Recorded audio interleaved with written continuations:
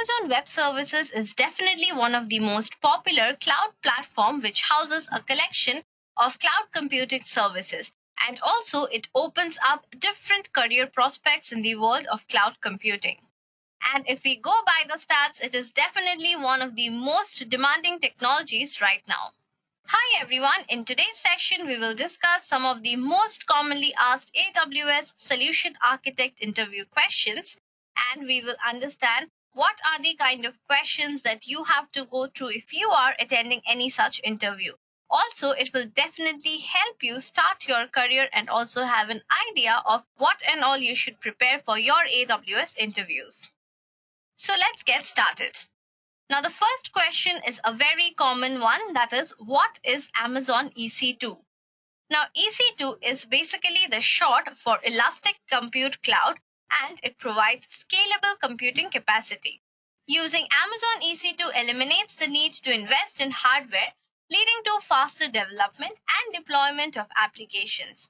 You can also use the Amazon EC2 to launch as many or as few virtual servers as needed, configure security and networking, and also manage storage. It can scale up or down to handle changes in requirements, reducing the need to forecast traffic. Now, the EC2 provides virtual computing environments which are called as instances. So this was about the Amazon EC2. Now moving on to the next question. What type of performance can you expect from Elastic Block Storage, which is also known as the EBS? So how do you back it up and enhance the performance? Now, for the performance of an Elastic Block Storage varies, that is, it can go above the SLA performance level and also after that drop below it. Now, SLA provides an average disk I/O rate, which can at times frustrate performance experts who yearn for reliable and consistent disk throughout on a server. Now, virtual AWS instances do not behave this way. One can back up EBS volumes through a graphical user interface like the Elastic Fox, or use the snapshot facility through an API call. Also, the performance can be improved by using Linux software RAID and striping across 4 volumes. The next question is how terminating and stopping an instance are the different processes. Now, the instance performs a regular shutdown when it is stopped. It then performs transactions as the entire EBS volumes remain present. It is possible to start the instance anytime again when you want. The best thing is when the instance remains in the stop state, users don't need to pay for that particular time. But when it comes to termination, the instance performs a regular shutdown. And after this, the Amazon EBS, that is the Elastic Block Storage volumes, start deleting. So you can stop them from deleting simply by setting the delete on termination to false. Because the instance gets deleted, it is not possible to run it again in the future. So this is how these two processes, that is the termination and the stopping, are different. Now moving on to the next question, what are the differences between an on-demand instance and a spot instance? Now, spot instance is similar to bidding, and the price of bidding is known as the spot price. Both spot and on-demand instances are pricing models. In both of them, there is no commitment to the exact time from the user end without upfront payment. Spot instance can be used while the same is not possible in case of an on-demand instance. It needs to be purchased first and the price is higher than the spot instance. Now, the spot instances are spare unused EC2 instances which one can bid for, and once the bid exceeds the existing spot price, the spot instance will be launched. If the spot price becomes more than the bid price, then the instance can go away anytime and terminated within 2 minutes of notice. Now, the best way to decide on the optimal bid price for a spot instance is to check the price history of last 90 days that is available on AWS console. Now, the advantage of spot instances is that they are cost effective, and the drawback is that they can be terminated anytime. And mostly, spot instances are ideal to use when there are optional nice to have tasks. You have flexible workloads which can be run when there is enough compute capacity, tasks that require extra computing capacity to improve performance. Talking about the on-demand instances, these are made available whenever you require them, and you need to pay for the time you use them only on an hourly basis. These instances can be released when they are no longer required and do not require any upfront commitment.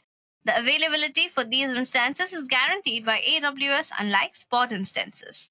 So these were some of the differences between the spot instance and also the on-demand instance.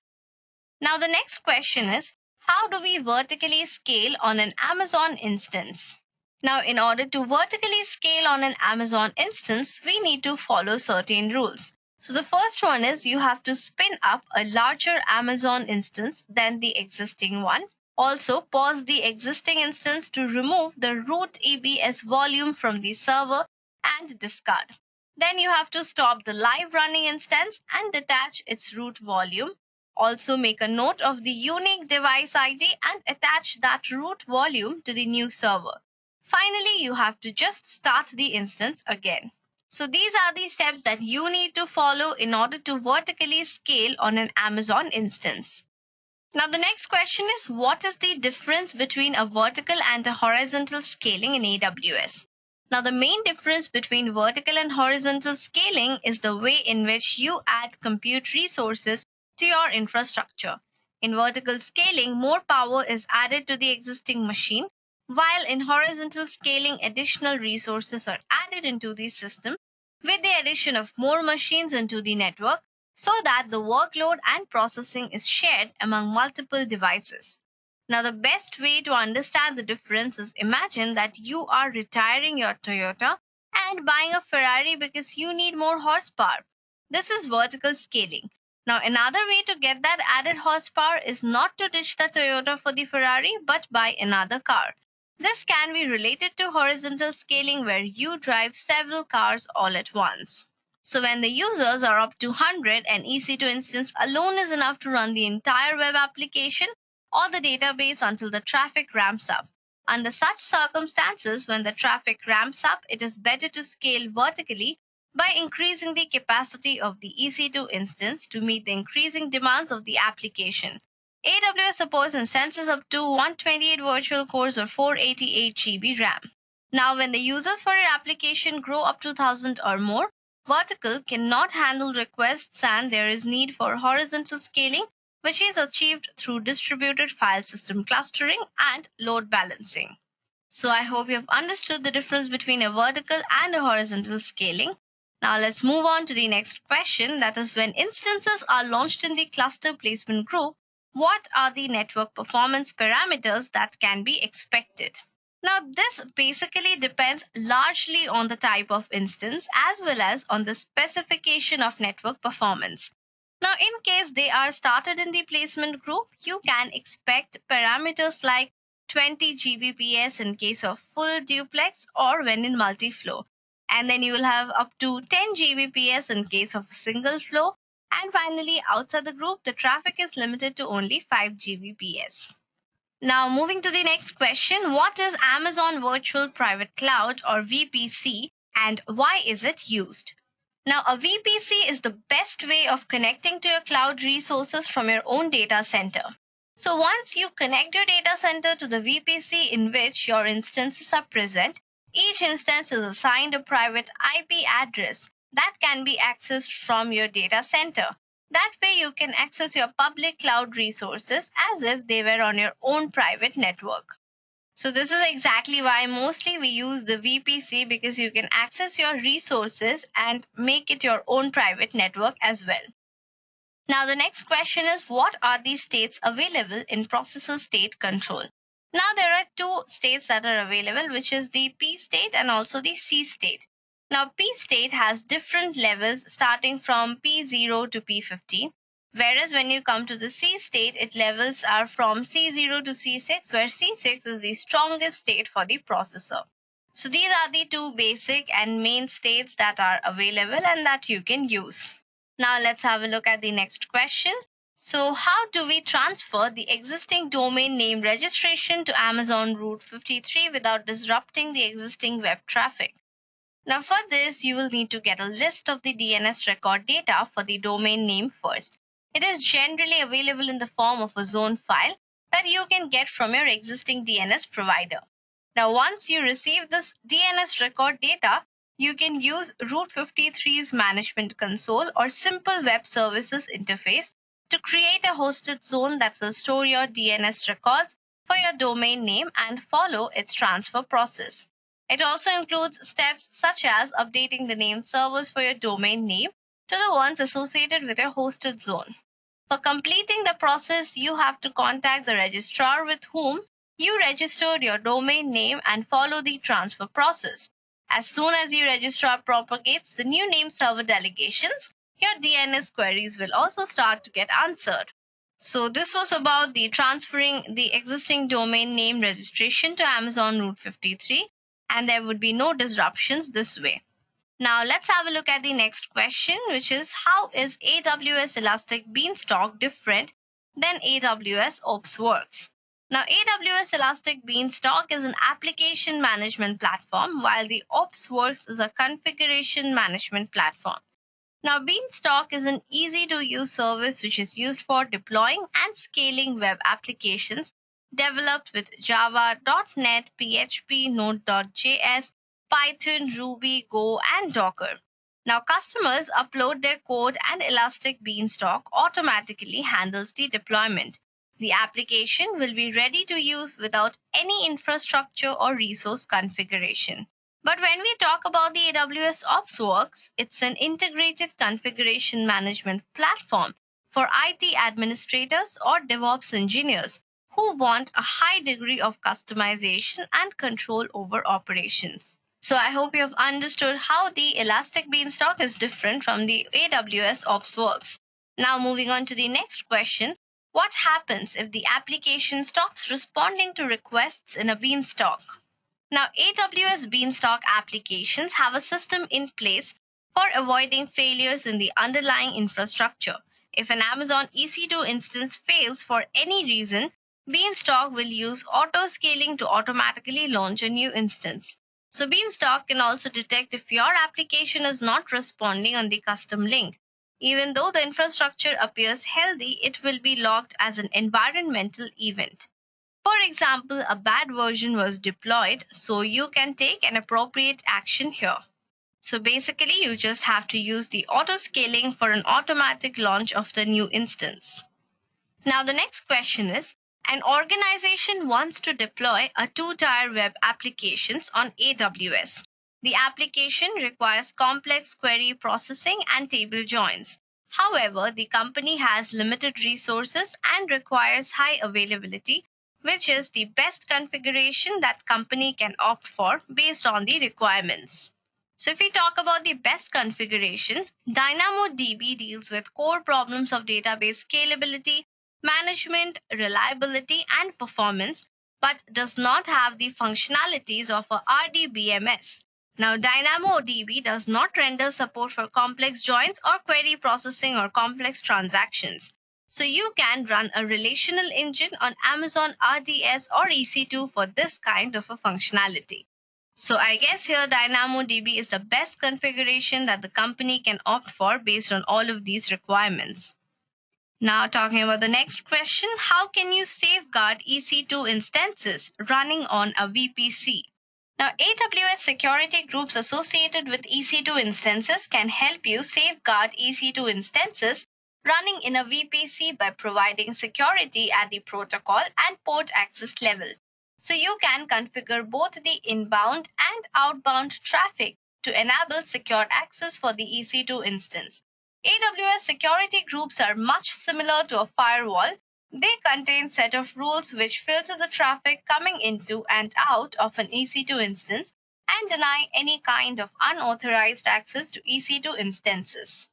So this is exactly how you can safeguard all your EC2 instances running on a VPC. Next is, what automation tools can you use to spin up the servers? Now there are different tools that can be used here. So first you can have the roll your own scripts and use the AWS API tools. Such scripts could be written in Bash, Perl, or other language of your choice. And then you can also use a configuration management and provisioning tool like Puppet or its successor Opscode Chef. You can also use a tool like the Scalar and use a managed solution such as the RightScale. Now moving on, what are some of the important features of a classic load balancer in EC2? Now, the high availability feature ensures that the traffic is distributed among EC2 instances in single or multiple availability zones. This ensures high scale of availability for incoming traffic.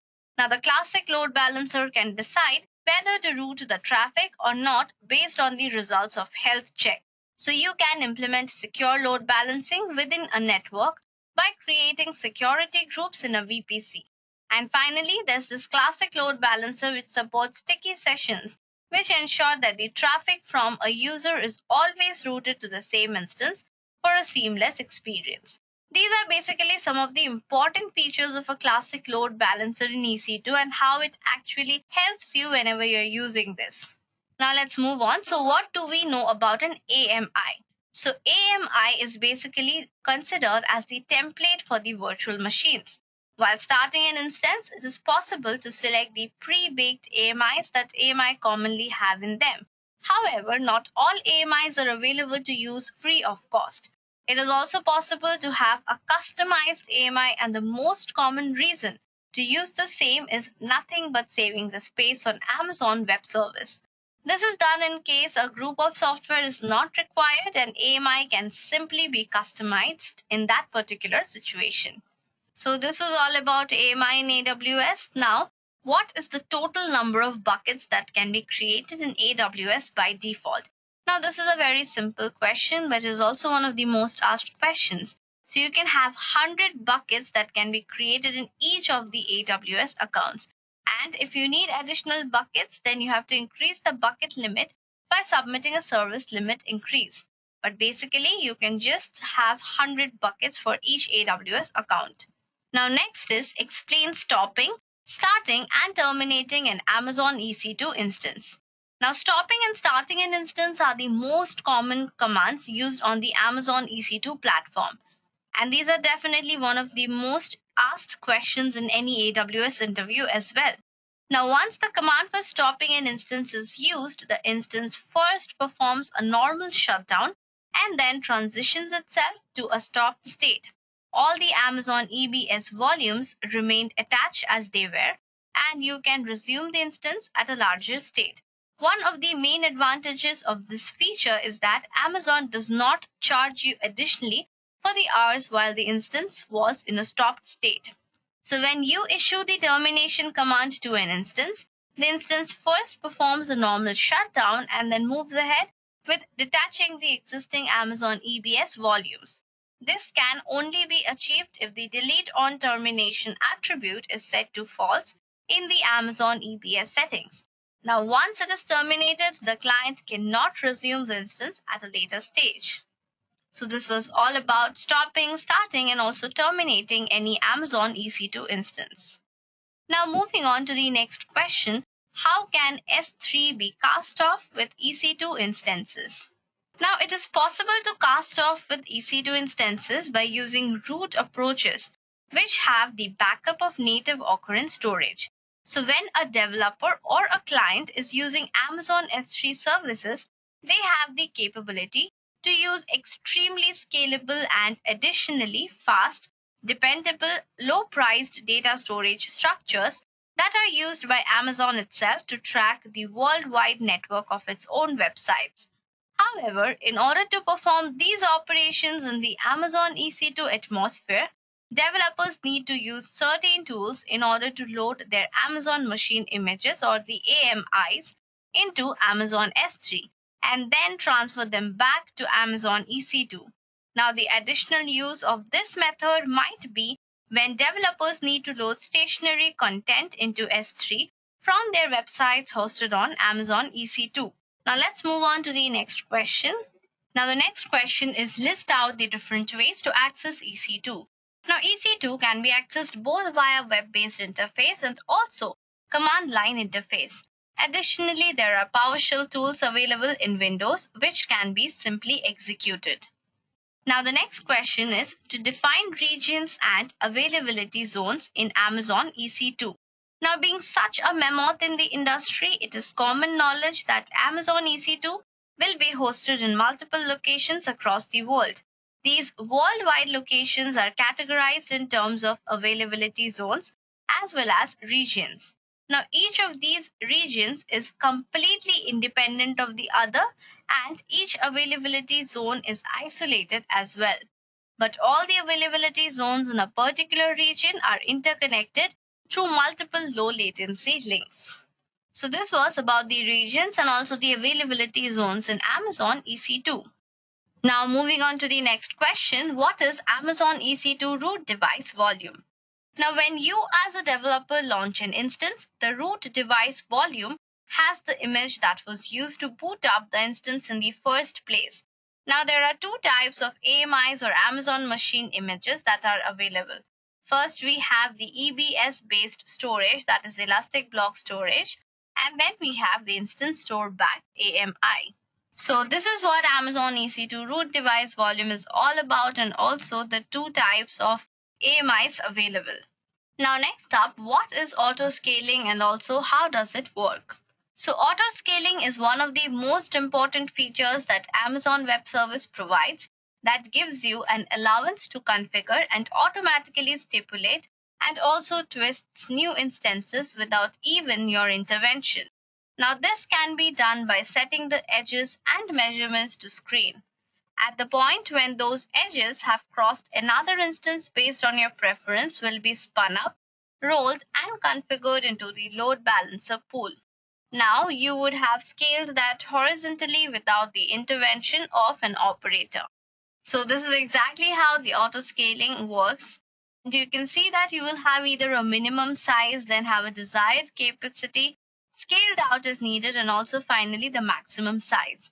So you can consider what is the minimum size based on the least number of size of any particular block. Then you can also specify your desired capacity of how much you want it to be. Then scale out as needed. You can scale out the extra part, and also you can include the entire size or the maximum size. Now next up, what is server load balancing? So once you're connected to the internet, you will have a load balancer which will be applied to all your application web servers and which will directly go to your database.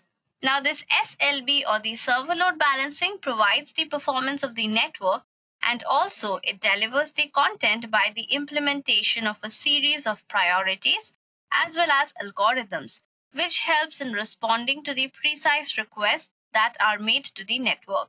In other words, server load balancing takes the part of distributing the clients to a vast group of some servers, and that also ensures that the clients which are sent are only sent to the specific servers and not to the failed servers.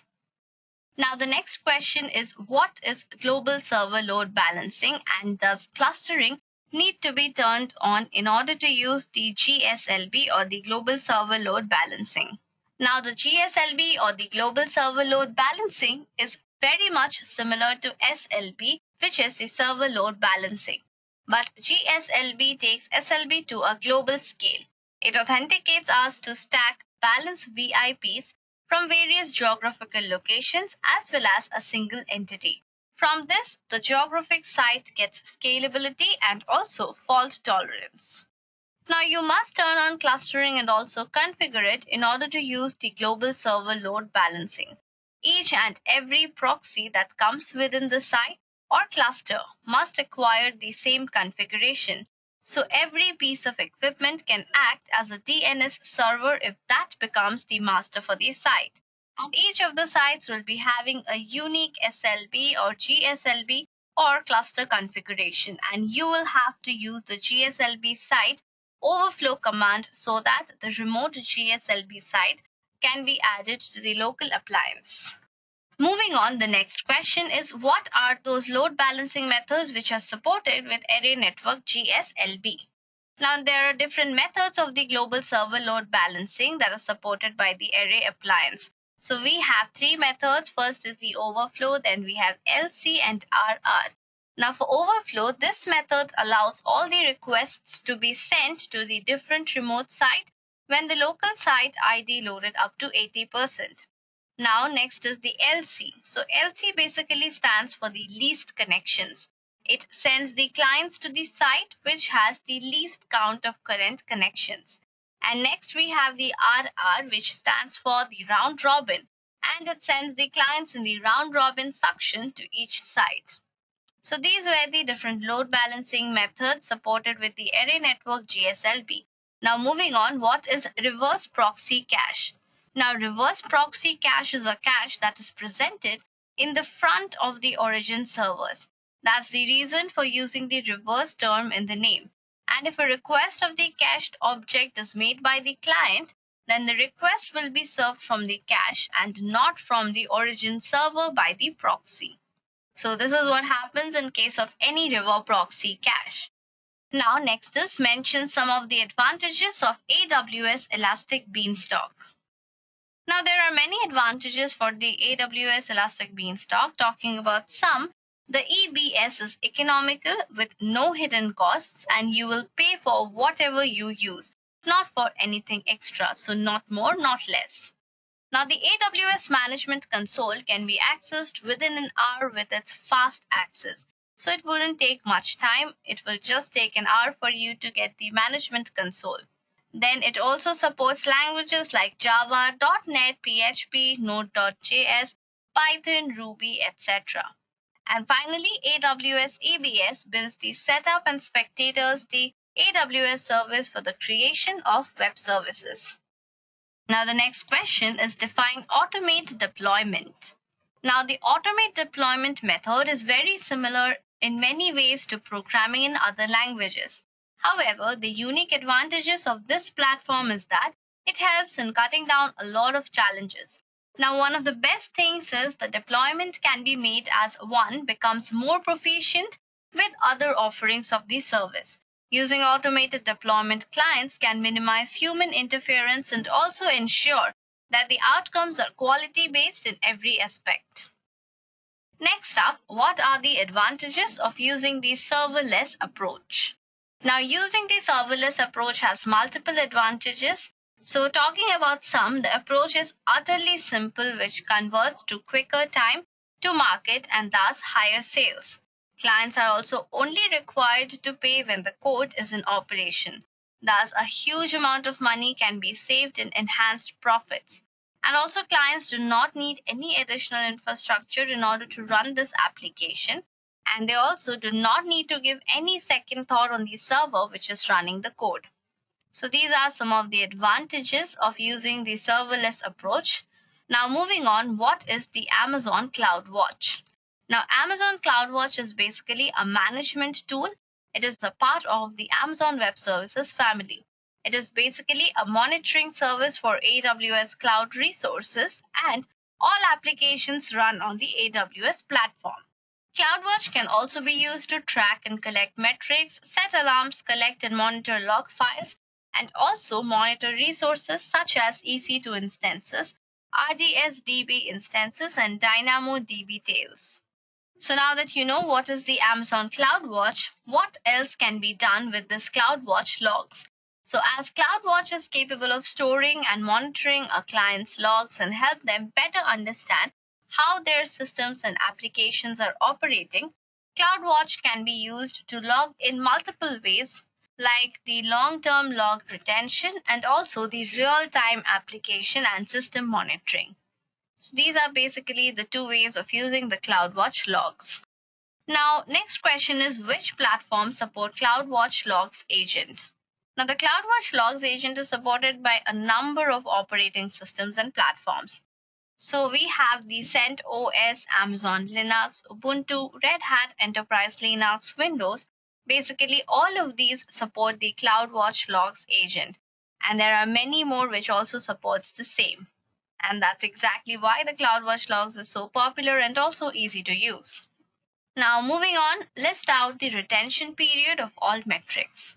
Now Cloudwatch retains all its metrics differently. So for example, any data points or high resolution custom metrics with a span of fewer than 60 seconds are available for 3 hours.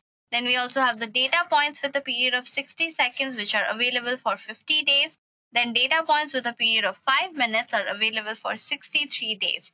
Also, data points with a period of 1 hour are available for 455 days or 15 months.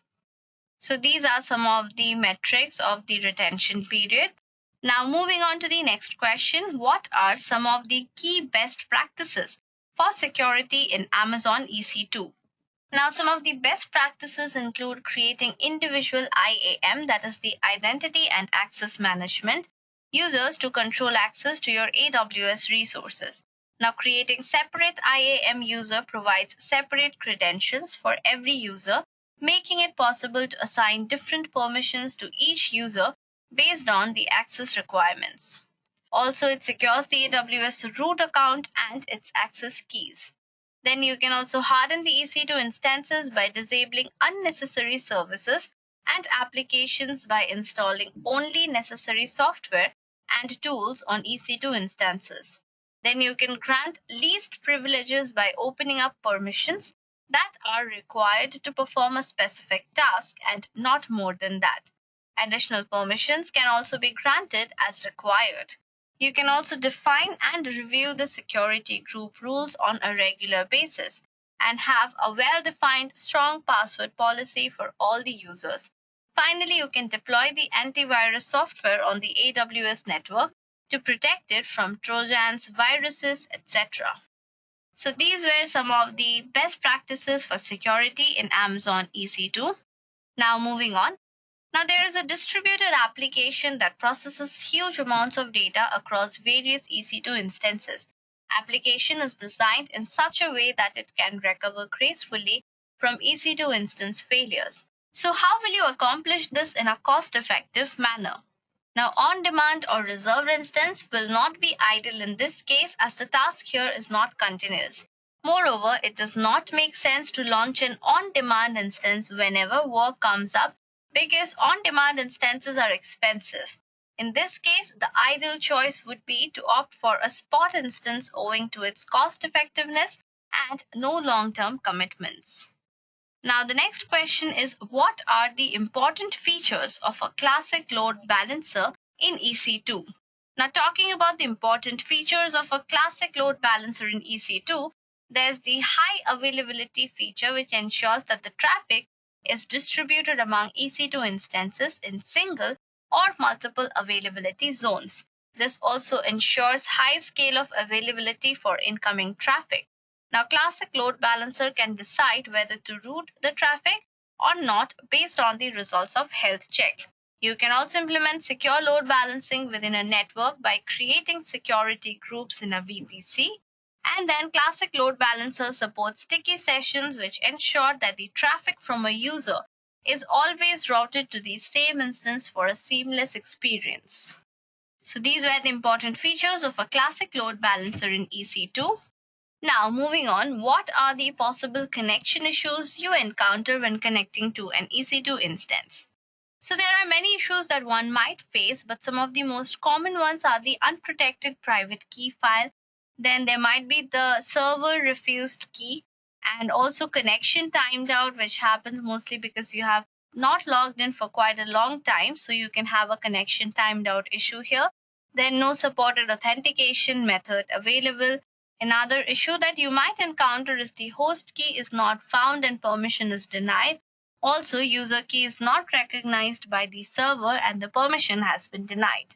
So these are just some of the common issues that everybody encounters while connecting to any EC2 instance. Now moving on, mention the time span in which the AWS Lambda function will execute.